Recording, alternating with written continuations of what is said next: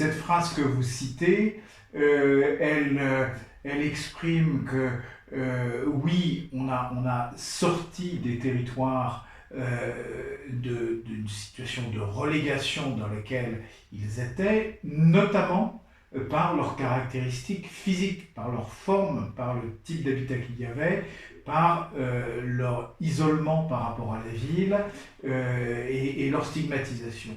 Donc il fallait absolument faire ces interventions lourdes, techniques, de réorganisation d'une ville qui n'était plus du tout capable d'assurer la fabrication d'une société urbaine telle qu'on l'espère.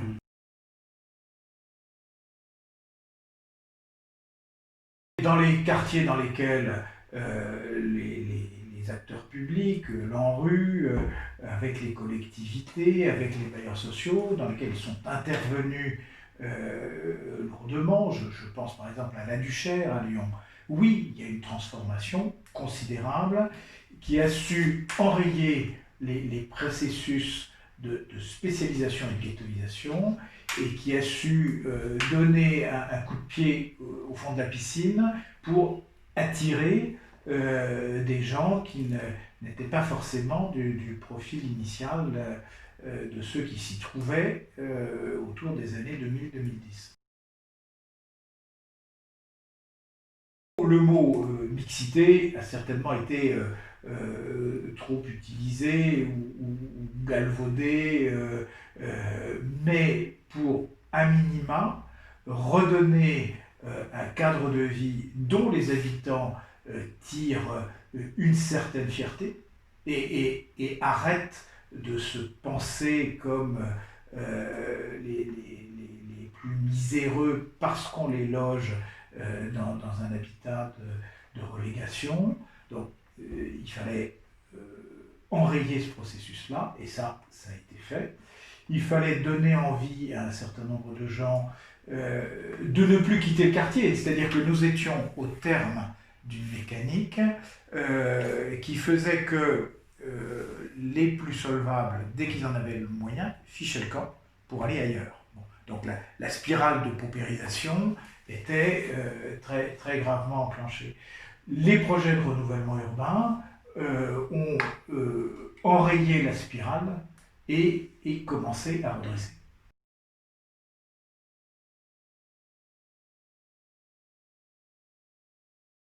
La rénovation urbaine telle qu'on l'évoque, telle qu'on l'a conduite, avec l'appui de l'ANRU, ne peut pas tout.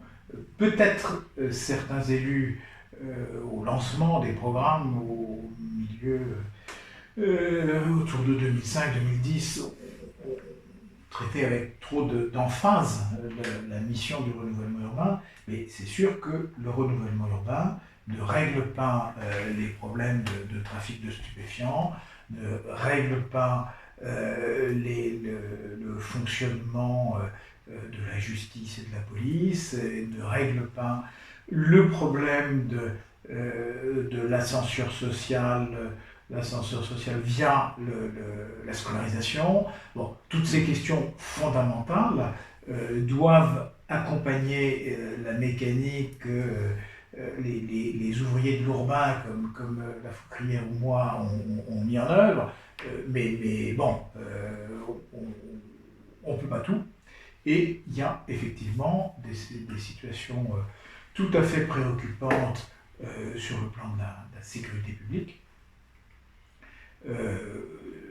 Nous avons conçu des espaces publics qui sont certainement plus ouverts, plus fluides, plus faciles à sécuriser, mais à part ça, il faut déloger les réseaux de deal et parvenir à un contrôle durable pour assurer l'ouverture et la reconnexion à la ville.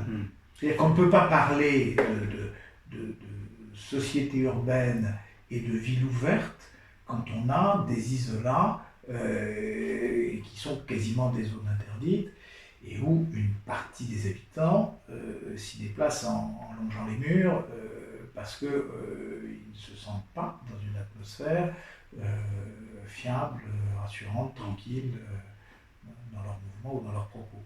Donc il y a sur ces questions-là un rôle que peut jouer le renouvellement urbain, mais il ne peut pas tout.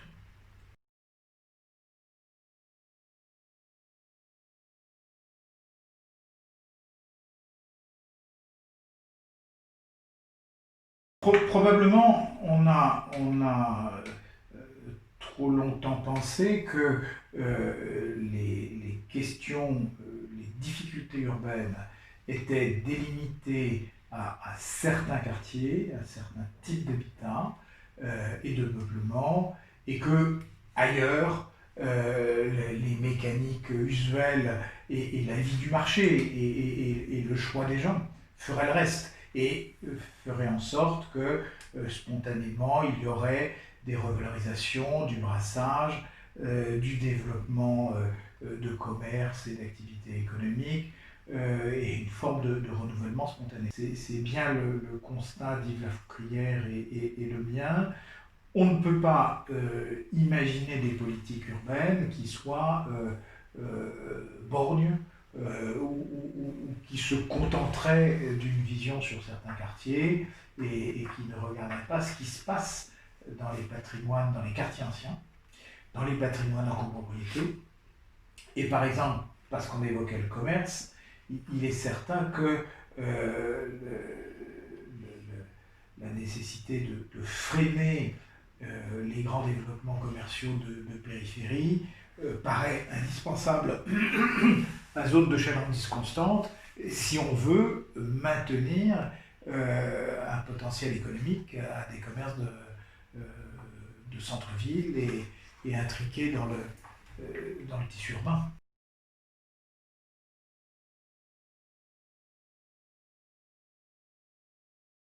Je pense que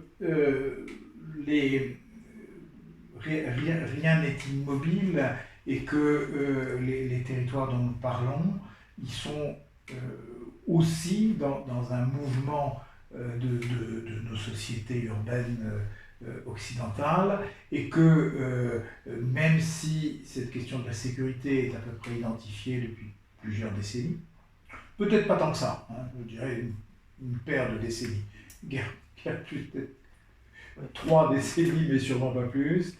Donc les choses sont identifiées, les tensions s'aggravent à mon sens globalement et il faut que les dispositifs évoluent et s'adaptent en matière de police et de justice. Oui, il reste beaucoup de choses à faire, il n'y a pas de doute, mais une fois de plus, notre conviction, c'est que ceci n'invalide en rien le bien fondé des actions. Quand par exemple, vous avez un quartier d'un millier de logements, avec une organisation, un plan de masse en escargot, et que pour entrer dans le quartier, la seule voie possible, c'est de passer sous un porche d'immeuble ou au pied d'une tour de 15 étages, c'est sûr que vous n'entrez pas dans le quartier. Vous n'entrez pas dans le quartier. Et c'est la réaction d'un certain nombre de services publics, notamment la police, ou les pompiers, ou les services sociaux, les médecins, etc. Et nous, on n'y va pas. Dans ces cas-là, le b.a.-ba, c'est de restaurer un espace public ouvert et sécure. Mais à part ça, c'est pas ça qui éradique le trafic. Je pense que les évolutions et les progrès à faire sont bien dans la connexion des politiques publiques. On a fait des projets qui ont créé une transversalité de politique publique sur un périmètre restreint, il faut l'élargir. C'est-à-dire que les questions que vous évoquiez de déplacement, les questions de qualification professionnelle et de scolarisation doivent être mieux saisies qu'avant, et évidemment sur des périmètres qui dépassent la stricte quartiers délimités par le cadastre ou les emprises bâties.